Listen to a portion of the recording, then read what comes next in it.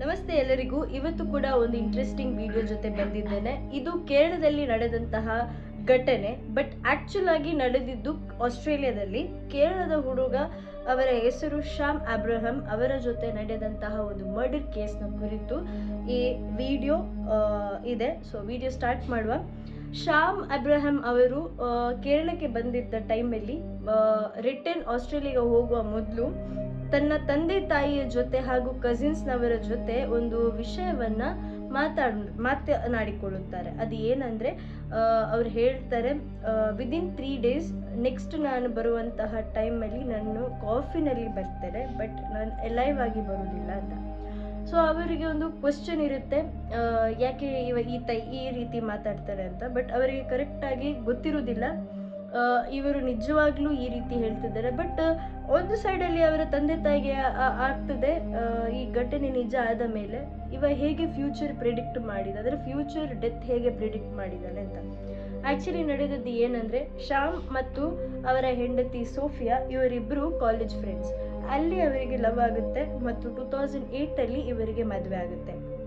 2008 ಮದುವೆ ಆಗಿ 2009 ಶ್ಯಾಮ್ ಅವರು ಆಸ್ಟ್ರೇಲಿಯಾಕ್ಕೆ ಹೊರಡ್ತಾರೆ. ಅವರ ಕೆಲಸ ಆಸ್ಟ್ರೇಲಿಯಾದಲ್ಲಿದ್ದ ಕಾರಣ ಅವರಲ್ಲಿ ಹೊರಡ್ತಾರೆ.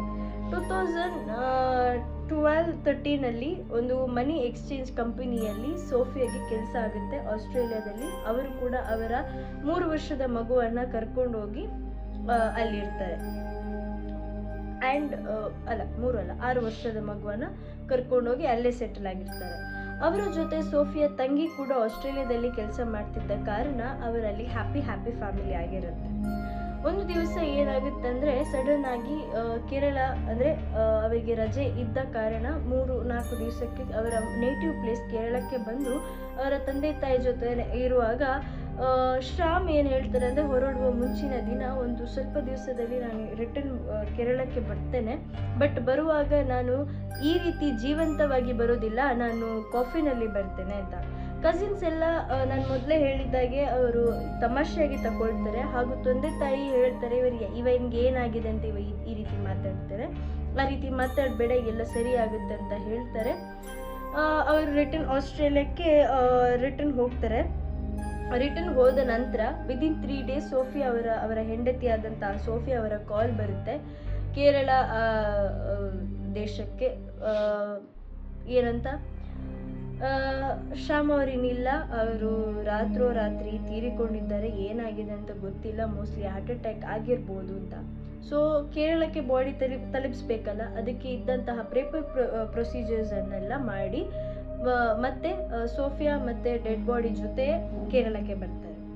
ಸೋಫಿಯಾ, ಅವರ ತಂಗಿ ಮತ್ತು ಅವರ ಮಗ 3 ಮಂದಿ ಕೂಡ ಕೇರಳಕ್ಕೆ ಬಂದ ಮೇಲೆ ಇಲ್ಲಿ ಕೇರಳದಲ್ಲಿ ಆದಂಥ ಎಲ್ಲ ಕಾರ್ಯ ಮುಗಿಸಿ ಇಮಿಡಿಯೇಟ್ ಆಗಿ ಸೋಫಿಯಾ ಅವರ ತಂಗಿ ಹಾಗೂ ಅವರ ಮಗ ರಿಟರ್ನ್ ಆಸ್ಟ್ರೇಲಿಯಾಕ್ಕೆ ಹೊರಡ್ತಾರೆ on 23rd 2015. So 11th of October 2015ಗೆ ಆ್ಯಕ್ಚುಲಿ ಅವರು ಕೇರಳಕ್ಕೆ ಬರ್ತಾರೆ. ಬಟ್ 23rdಗೆ ಅವರು ರಿಟರ್ನ್ ಹೋಗ್ತಾರೆ. ಆದ ನಂತರ ಆಸ್ಟ್ರೇಲಿಯಾಗೆ ಹೋದ ನಂತರ ಎವ್ರಿ ಸ್ಯಾಟರ್ಡೆ ಅವರ ಇನ್ಲಾಸಿಗೆ ಕಾಲ್ ಮಾಡ್ತಾ ಇರ್ತಾರೆ, ಅವರ ಬಗ್ಗೆ ಹೇಳ್ತಾ ಇರ್ತಾರೆ, ಅವರ ಬಗ್ಗೆ ಕೇಳ್ತಾರೆ, ಎಲ್ಲ ಆಗ್ತಾ ಹೋಗ್ತದೆ. ಒಂದು ದಿವಸ ಸಡನ್ ಆಗಿ ಸ್ಯಾಟರ್ಡೆ ಕಾಲ್ ಬರೋದನ್ನು ನೋಡಿ ಬೆಳಿಗ್ಗೆಯಿಂದ ಸಂಜೆವರೆಗೆ ಕಾದಂಥ ತನ್ನ ಇನ್ಲಾಸ್ ಅವರಲ್ಲಿ ಪರಿಚಯ ಇದ್ದವರಿಗೆ ಕಾಲ್ ಮಾಡಿ ಅವಳಿಗೆ ಏನಾದರೂ ಆಗಿದೆಯಾ, ಏನೋ ತೊಂದರೆಯಲ್ಲಿದ್ದಾಳಾ ಅಥವಾ ಏನಾದರೂ ಕಷ್ಟದಲ್ಲಿದ್ದಾಳಾ ಅಂತ ಅಲ್ಲಿ ಕೇಳಿ ಎನ್ಕ್ವೈರಿ ಮಾಡುವಾಗ ಅವರಿಗೆ ಒಂದು ಶಾಕಿಂಗ್ ಸುದ್ದಿ ಬರುತ್ತೆ. ಏನಂದರೆ, ಸೋಫಿಯಾ 15 ದಿವಸದ ಮೊದಲೇ ಅಲ್ಲಿ ವಿಕ್ಟೋರಿಯಾ ಪೊಲೀಸ್ ಅವರ ಕಸ್ಟಡಿಯಲ್ಲಿದ್ದಾಳೆ ಆ್ಯಂಡ್ ಅವಳ ಮೇಲೆ ಮರ್ಡರ್ ಕೇಸ್ನ ವಿಷಯದಲ್ಲಿ ಕೇಸ್ ಆಗಿದೆ ಅಂತ. ಸೊ ಆ ಟೈಮಲ್ಲಿ ಅವಳನ್ನು ಇನ್ವೆಸ್ಟಿಗೇಟ್ ಮಾಡುವ ಟೈಮಲ್ಲಿ ಇನ್ನೊಂದು ಹೆಸರು ಹೊರಗೆ ಬರುತ್ತೆ, ಅದೇ ಅರುಣ್ ಕಮಲಾಸನ್ ಅಂತ.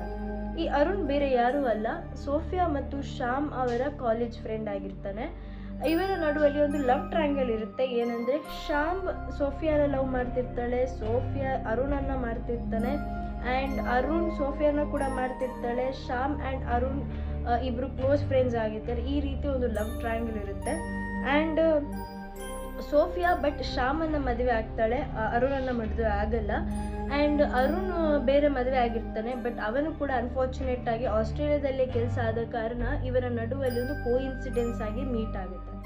ಅಲ್ಲಿ ತದನಂತರ ಅವರ ನಡುವಲ್ಲಿ ಒಂದು ಬಾಂಧವ್ಯ ಬಿಲ್ಡ್ ಆಗುತ್ತೆ, ಲವ್ ಬಿಲ್ಡ್ ಆಗುತ್ತೆ. ಆ್ಯಂಡ್ ಒಬ್ರೊಬ್ಬರನ್ನ ತುಂಬ ಹಚ್ಚಿಕೊಳ್ತಾರೆ.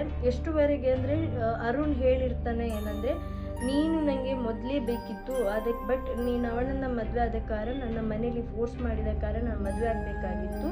ಬಟ್ ಅನ್ಫಾರ್ಚುನೇಟಾಗಿ ಈಗ ನೀನು ನನಗೆ ಸಿಕ್ಕಿದ್ಯಾ, ಇನ್ನೂ ನಾನು ನಿನ್ನ ಬಿಡೋದಿಲ್ಲ, ನೀನು ನನಗೆ ಬೇಕು, ನಾನು ನನ್ನ ಹೆಂಡತಿಗೆ ಡಿವೋರ್ಸ್ ಕೊಡ್ತೇನೆ, ನಾನು ನಿನ್ನ ಜೊತೆ ಲೈಫ್ ಲೀಡ್ ಮಾಡ್ತೇನೆ ಅಂತ.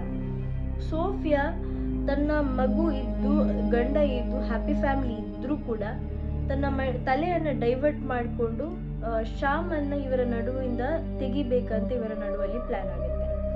ಶ್ಯಾಮ್ ಡೆತ್ ಆಗುವ ಎಷ್ಟೋ ಸಮಯ ಮೊದಲೇ ಒಂದು ಆತನ ಜೊತೆ ಇನ್ಸಿಡೆಂಟ್ ಆಗಿರುತ್ತೆ. ಅಲ್ಲಿ ಇದ್ದಂತಹ ಮೆಟ್ರೋ ಸ್ಟೇಷನ್ನ ಹೊರಗಡೆ ಶ್ಯಾಮ್ ತನ್ನ ಕಾರಲ್ಲಿ ಕುತ್ಕೊಂಡಿರುವಾಗ ಅರುಣ್ ನೈಫ್ ಇಂದ ಆಲ್ರೆಡಿ ಅವನ ಮೇಲೆ ಒಂದು ಹಲ್ಲೆ ಮಾಡಿರ್ತಾರೆ. ಆದರೆ ಅವತ್ತು ಪೊಲೀಸ್ನವರಿಗೆ ಈತನನ್ನು ಐಡೆಂಟಿಫೈ ಮಾಡ್ಲಿಕ್ಕೆ ಆಗುದಿಲ್ಲ, ಅದು ಕೇಸ್ ಅಲ್ಲಿಂದಲ್ಲಿಗೆ ಕ್ಲೋಸ್ ಆಗಿರುತ್ತೆ.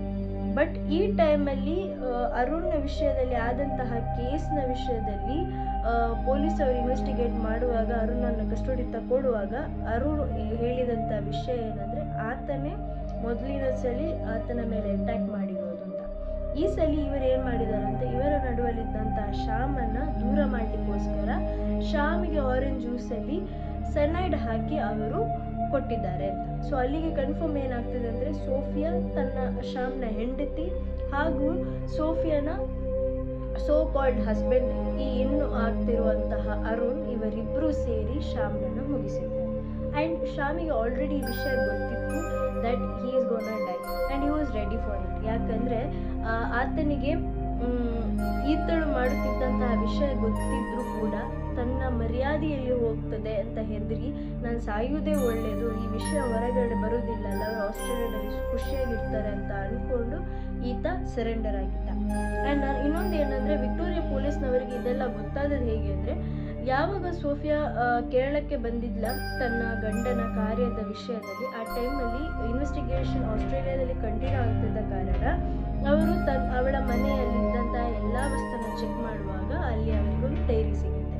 ಆ ಡೈರಿಯಲ್ಲಿ ಸೋಫಿಯಾ ಖುದ್ದು ಬರೆದಂತಹ ವಿಷಯ ಅರುಣ್ ಬಗ್ಗೆ ಹಾಗೂ ಅರುಣ್ ಖುದ್ದು ಬರೆದಂತಹ ವಿಷಯ ಸೋಫಿಯಾ ಬಗ್ಗೆ ಅಲ್ಲಿರುತ್ತೆ. ಆದ ಕಾರಣ ಅರುಣ್ ಮತ್ತು ಸೋಫಿಯಾನ ಇಮಿಡಿಯೇಟ್ ಆಗಿ ಕಸ್ಟಡಿಗೆ ತಗೊಳ್ತಾರೆ. ಅವರ ಬಗ್ಗೆ ಕಸ್ಟಡಿಯಲ್ಲಿ ತಗೊಂಡಾದ್ಮೇಲೆ ಅಲ್ಲಿ ಕನ್ಫರ್ಮ್ ಆಗುತ್ತೆ, Sophia was the one who had murdered her own husband. So ಈ ವಿಡಿಯೋ ನಿಮಗೆ ಇಷ್ಟ ಆಗಿದೆ ಅಂತ ಅಂದ್ಕೊಳ್ತೇನೆ. ಈ ಥರದ ಇಂಟ್ರೆಸ್ಟಿಂಗ್ ವಿಡಿಯೋ ಇನ್ನೂ ತರ್ತೇನೆ. Till then, by.